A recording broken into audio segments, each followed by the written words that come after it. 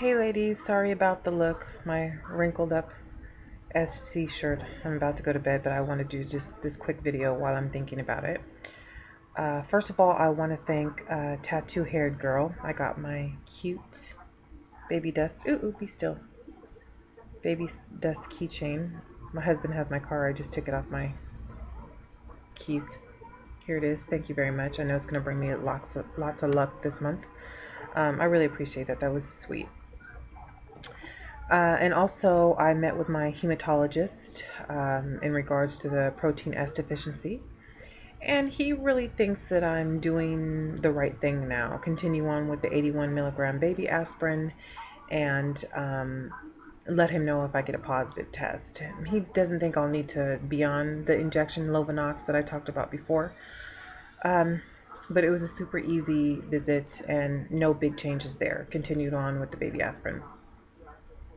Also, I had the HSG today, my second one. I've had it before.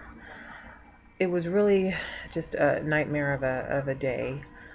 First, we go to the imaging center. Now, mind you, I've been thinking about this test all day long. I was very nervous about it because I've had it before, and for me, it's painful. So we get to the imaging center. I do about 30 minutes worth of paperwork. I get back to the dressing room, change, completely undress, put on a robe, waiting in the waiting room. Then they come over and decide to tell me that their machine was broken and that I needed to go to the hospital, which is like 2 minutes away. So, put my clothes back on, drive over to the hospital, and repeat the same process. 30 minutes with the paperwork, completely undressed. The whole time just anticipating this painful procedure. Finally, the tech calls me back, and she was a really sweet lady trying to get pregnant herself, so that she was really comforting. I told her how nervous I was, that I had it before, and there's really nothing she could say other than, just let me know if you need anything. It's not like they can tell you that it's not going to hurt. So she shoots a couple of x-rays because they do an x-ray first. And it felt like forever waiting for that radiologist. I was just laying on the table. Finally, he walks in, didn't introduce himself, didn't explain the procedure. Thank God I know it, and I'm a nurse. Whatever. I get into position. He inserts the, it's a little tiny tube. It goes through your cervix. Then they inflate a balloon to keep the liquid that they put in. So he does that. It's not that bad. I'm more really nervous about it. That part, I didn't feel anything.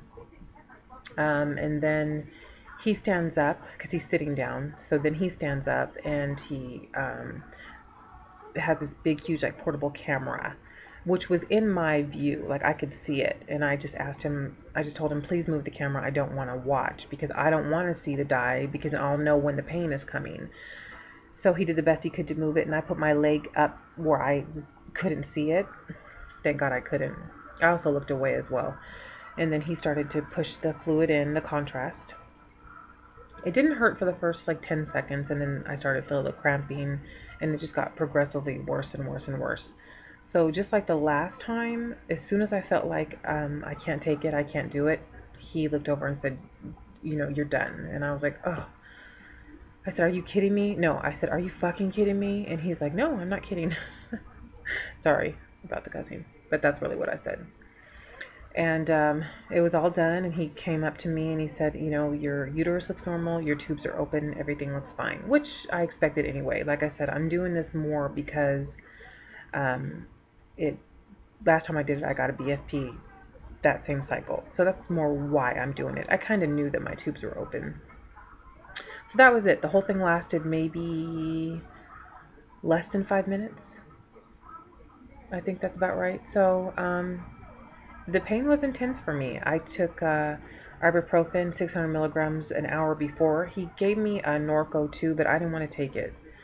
I've had it before and it made me sick, so I didn't even bother taking it. I just took the ibuprofen, which, I mean, it's intense pain, but it doesn't last that long, so that's good. That was my main concern, was how long is the pain going to last? So it's finally done and over with, and I believe I'm due to ovulate 22nd or 23rd. So I still have some time. before then.